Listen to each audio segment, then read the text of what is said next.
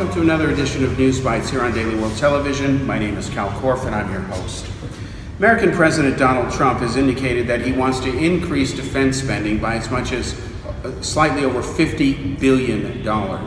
Trump claims that he will find the money from other programs in the form of cutbacks or cutting costs, that the money will be then transferred to the Pentagon to pay for new generation weapons.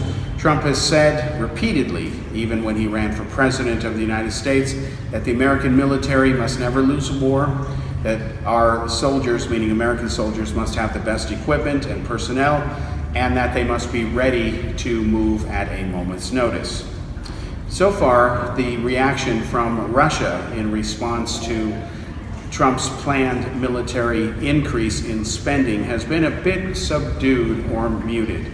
The Kremlin, of course, does not want the U.S. to spend any more money than it already does on improving its military, because that forces Russia to respond in kind. And to be blunt about this issue, Russia simply doesn't have the money nor the technical wherewithal to compete against the United States where it concerns building up its military.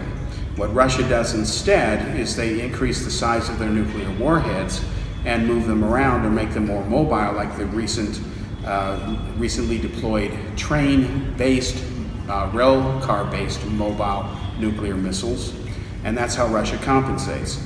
Because even if a Russian missile is not as accurate as an American-made missile, if the warhead is big enough, it doesn't really matter. So it remains to be seen which way this will go.